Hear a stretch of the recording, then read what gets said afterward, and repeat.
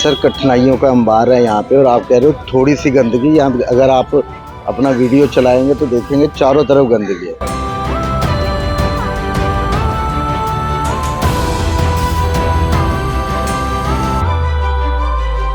अगर बारिश होती है तो पूरा पानी लबालब भर जाता है, पूरे नीचे का जो गंदा है पूरा रोड पे आ जाता है, हम लोग अपने गाड़ी तक नहीं जा सकते। दिल्ली के रोहिणी सेक्टर 8 को पॉश इलाके में से एक कही जाती है। इसकी पहचान एक समृद्ध और व्यवस्थित कमर्शियल हब के रूप में होती है, लेकिन आज गंदगी, अव्यवस्था और सुरक्षा संकट का शिकार हो चुका है। यहाँ के आलीशान कमर्शियल कॉम्प्लेक्स, जहाँ पर एक समय लोग गर्व से व्यापार करते थे, आज वहाँ का माहौल खौफनाक हो चुका है। सड़कों पर कचरे के ढेर लगे हैं। मार्केट की तस्वीर रोहिणी सेक्टर 8 की छवि को धूमिल करने पर आमादा है। आवारा पशुओं का आना जाना और गंदगी ने पूरे इलाके को न सिर्फ बदनाम कर दिया है, बल्कि यह व्यापारिक गतिविधियों को भी बुरी तरह प्रभावित कर रहा है। सड़क पर घूमते आवारा पशु आए दिन दुर्घटनाओं का कारण बन रहे हैं। यहाँ के व्यापारी और ऑफिस मालिक अब अपने कार्यस्थल को छोड़ने पर मजबूर हो रहे हैं, क्योंकि गंदगी की वजह से व्यापार पर भी काफी असर पड़ रहा है। ये स्थिति न केवल व्यापार को संकट में डाल रही है, बल्कि लोगों की सुरक्षा के लिए भी एक बड़ा खतरा बन चुकी है। इस गंदगी की वजह से इनफैक्ट हमारी कंपनी सोच रही है कि हम यहाँ से शिफ्ट करें, क्योंकि जब भी कोई बाहर से क्लाइंट आते हैं, कोई ऑफिशियल्स आते हैं, क्योंकि ये मल्टीनेशनल कंपनी है, यूएस बेस्ड कंपनी है, वहाँ से लोगों को मैं बुलाना नहीं चाहता, क्योंकि जब वो आते हैं तो सराउंडिंग्स देख के बहुत ही खराब इंप्रेशन पड़ता है। या फिर जब हम किसी क्लाइंट को बुलाना चाहते हैं, फिर मेरा मन नहीं करता कि हम यहाँ पे बुलाएं, क्योंकि आप सराउंडिंग्स देख ही रहे हैं, गाय गोबर। मैं चाहता हूँ कि गौ माता की सेवा हो, लेकिन इसका एक प्रोसेस होना चाहिए। आप पार्क में या कहीं और एक जगह दे दीजिए। लोगों से भी मैं आग्रह करता हूँ कि आपको खाना देना है, आप प्रॉपर जगह पे खाना दीजिए। लोग आते हैं थोड़े से पुण्य कमाने के चक्कर में, हर जगह आप देखोगे ना, हर 10 मीटर के बाद किसी न कुछ ना कुछ खाना डाला हुआ है। तो वो गाय आती है, फिर गोबर करती है, पूरा गंदगी। अभी तो अब बारिश के दिन नहीं, अगर आप बारिश के दिन में आप यहाँ आ नहीं सकते हो। अगर बारिश होती है तो पूरा पानी लबालब भर जाता है, पूरे नीचे का जो गंदा है पूरा रोड पे आ जाता है, हम लोग अपने गाड़ी तक नहीं जा सकते। इसके बारे में तो प्रशासन ही सही ढंग से जवाब दे सकता है। चारा डालते हैं या नहीं डालते ये उनका वो है, लेकिन उसके बाद जो सफाई का काम है वो जिस डिपार्टमेंट का है उसको ध्यान देना है। ये लीगल लगती है इलीगल लगती है इसका मैटर नहीं है। मैटर ये है कि जो भी होता है उसके बाद सफाई।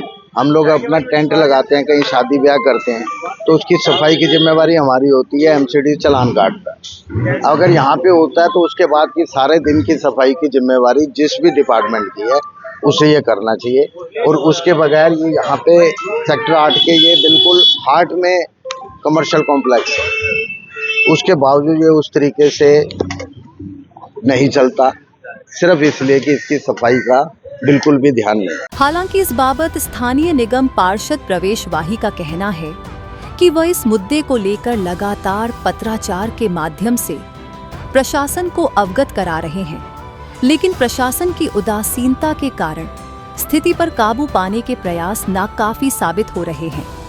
उन्होंने कहा कि वह खुद इस ओर काम कर रहे हैं और निश्चित ही जल्द से जल्द इस समस्या के समाधान की ओर द्रुत गति से काम किया जाएगा। देखिए, मैं अभी यहाँ पर पार्षद बना हूँ, इस बार जो इलेक्शन हुए हैं, और उससे पहले भी ये समस्या काफी लंबी चली आ रही है। बिल्कुल ठीक है आपकी बात। उसमें दिक्कत क्या है कि कुछ वेकेंट प्लाट डीडीए के खाली पड़े हुए हैं, वो एमसीडी के नहीं है। उसकी वजह से वहां पर थोड़ी प्रॉब्लम है। हमने डीडीए को भी पत्र लिखा है, मैंने अभी सांसद जी को भी पत्र लिखा और रिक्वेस्ट किया, उनसे मेरी बात भी हुई है इस विषय पे। विधायक जी भी 1-2 बार वहां विजिट पे गए, हमने कई बार वहां सफाई अभियान भी रखा है, सफाई भी कराई है। लेकिन होता क्या है कि जो वहां के दुकानदार है उनकी भी समस्या है, लेकिन वो वहां के लोकल एजेंट उनमें से कम है। वो अपनी दुकानें बंद करके 6-7 बजे चले जाते हैं, और कई बाहर के लोग भी वहां कूड़ा डाल देते हैं। और साथ साथ वो जो वेकेंट लैंड है वहां पे जो लोग अपने मकान बनाते हैं उनका मलबा भी कुछ लोग डाल देते हैं। कुछ बार उठवाया भी है, मैंने डीडीए के अधिकारियों को भी पत्र भी लिखा है। कभी कभी उठाते भी हैं, ऐसा नहीं कि वो कभी सफाई नहीं हुई वहाँ। मैं 2-3 बार अभी तक वहां पर जा चुका हूँ, लेकिन होता क्या है कि रात के वक्त जो है कुछ सिक्योरिटी उनको भी, जो वहाँ शॉपकीपर्स हैं, वो भी सहयोग करें। लेकिन हमने डीडीओ को पत्र लिखा है, इस पर कार्रवाई चल रही है। देखिए, एक तो मैं आपसे भी उनसे भी रिक्वेस्ट करूंगा कि वो हमारा अधिकारियों का लगातार दौरा कराए, इससे जो वांछित तत्व है उनको लगाम पहुंचेगी, लगेगी उन पर, और वो कुछ ना कुछ इसके बारे में करेंगे। दूसरा यह है कि जो गाय है, देखिए जब से आम आदमी पार्टी की दिल्ली में एमसीडी में आई है, मैं आप मेरे कार्यालय आएंगे, मैं आपको पत्र दिखाऊंगा। पिछले हफ्ते भी मैंने पत्र लिखा है, अभी मैं आपको दिखाता हूँ अपने फोन पर मैंने कितनी कार्रवाई उस पर की है।